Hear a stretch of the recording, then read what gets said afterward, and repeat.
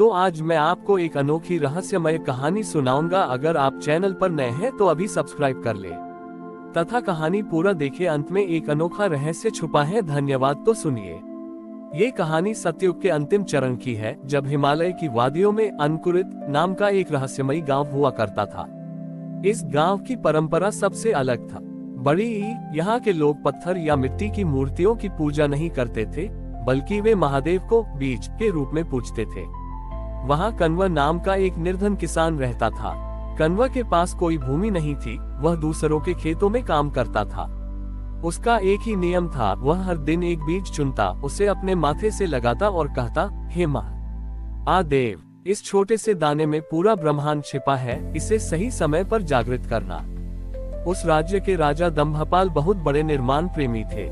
उन्हें लगता था कि विशाल पत्थरों और ऊंची दीवारों से ही धर्म सुरक्षित रहता है।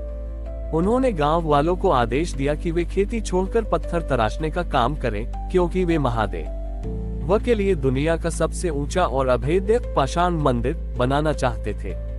राजा का मानना था कि जो वस्तु जितनी कठोर और विशाल होगी, वह उतनी ही अमर होगी। कन्वर ने विनम्रता से कहा, महाराज, महादेव कठोरता में नहीं, कोमलता में वास करते हैं। वे उस अंकुर में हैं जो पत्थर को फाड़कर बाहर निकलता है। राजा ने क्रोध में आकर कन्वर को एक अंधेरी कालकोठरी में डाल दिया और उसके हाथ में एक मुट्ठी सूखे बीज देते हुए कहा, अगर तुम्हारे महादेव इन निर्जीव बीजों में हैं, तो इन्हें इस पत्थर के फर्श पर उगाकर दिखाओ। कन्वर ने हार नहीं मानी। उसने कालकोठरी के अंधेरे कोने में उन बीजों को रखा। उसके पास न मिट्टी थी, न सूरज की रोशनी। उसने अपनी आंखों के आंसुओं से उन बीजों को सींचा और महादेव के अघोर रूप का ध्यान किया, जो राख से भी जीवन पैदा कर देते हैं। वह गाता रहा, ग्रेटर देन, हे शिव, तुम शून्य हो, तुम ही विस्तार हो। इस पत्थर के हृदय में भी अपनी करुणा का संचार करो। Greater than. तीसरे दिन एक चमत्कार हुआ। कालकोठरी के फर्श पर लगे विशाल पत्थरों के बीच एक महीन दरार पड़ी। उन सूखे बीजों से ऐसी शक्तिशाली जड़ें निकली, जिन्होंने उन भारी पत्थरों को ऐसे तोड़ दिया जैसे वे मिट्टी के खिलौने हों। देखते ही देखते कालकोठरी की छत को फाड़कर एक अद्भुत वृक्ष बाहर निकला, जिसकी पत्तियां चांदी की तरह चमक रही थीं और फूल नीलम जैसे नीले थे। जब राजा वहां पहुंचा तो उसने देखा कि उसका अभेद्य किला उस एक वृक्ष की शक्ति से ढह रहा था। पूरा महल हिलने लगा। राजा डरकर गिरने ही वाला था कि कन्वर ने उसे सहारा दिया। राजा ने देखा कि जिस पत्थर को वह अमर मान रहा था, वह एक नन्हे से बीज के संकल्प के सामने हार गया था। तभी वृक्ष के तने से साक्षात महादेव प्रकट हुए। उनके गले में मुंडमाला नहीं, बल्कि ताजे खिले हुए फूलों और बीजों की माला थी।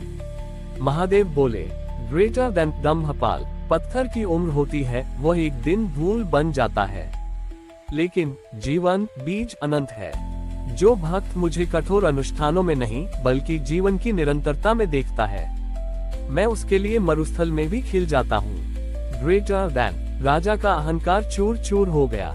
उसने पत्थर का मंदिर बनाने का विचार त्याग दिया और पूरे राज्य में बाग बगीचे और वन लगवाए। कन्वर का वह वृक्ष प्राण लिंग कहलाया। उस दिन से अंकुरित गांव के लोग ये सीख गए कि सच्ची भक्ति वह है जो किसी के भीतर दबे हुए विश्वास के बीज को अंकुरित कर दे।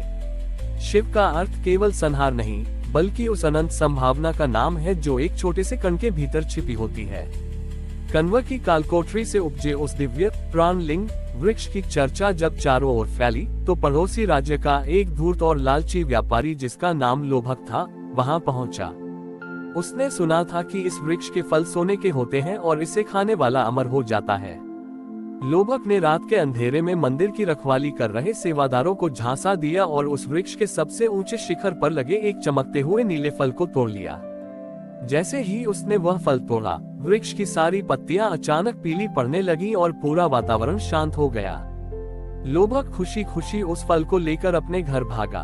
उसने फल को काटने के लिए जैसे ही चाकू उठाया, फल के भीतर से कोई रस नहीं, बल्कि काली राख निकलने लगी। लोभक हैरान रह गया। उसने सोचा शायद इसे सीधे खाना चाहिए।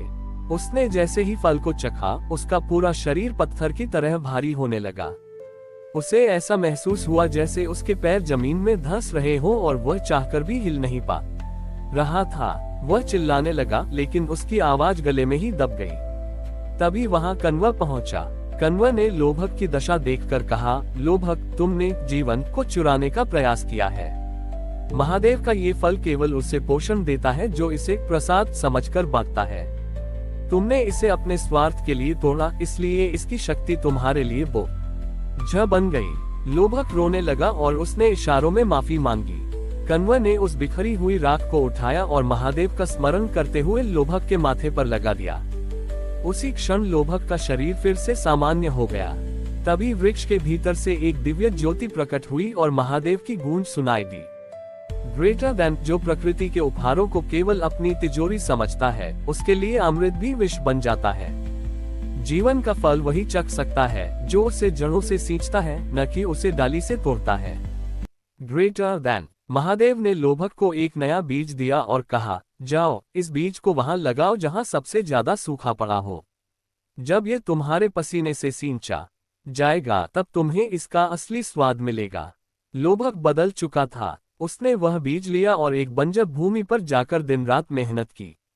जब सालों बाद वहां एक छोटा सा बगीचा तैयार हुआ और उस पर साधारण फल लगे, तो लोभक को वह स्वाद मिला जो उसे उस दिव्य नीले फल में भी नहीं मिला था। उस दिन अंकुरित गांव के लोगों ने एक बड़ा पाठ सीखा। महादेव का चमत्कार किसी वस्तु में नहीं, बल्कि उसे पाने के लिए किए गए निस्वार्थ परिश्रम में होता है। वह दिव्य वृक्ष आज भी वही है, पर वह फल केवल उसे ही दिखता है जिसके मन में लोभ की जगह सेवा का भाव होता है। हमारी और भी आध्यात्मिक एवं अनोखी कहानियां देखने के लिए हमारे चैनल पर जाएं तथा धार्मिक एवं पौराणिक अनोखी कहानियां हमारे चैनल पर है। कृपया जाके देखें तथा हमारे चैनल को सब्सक्राइब करके रखें और वीडियो लाइक जरूर करें। धन्यवाद।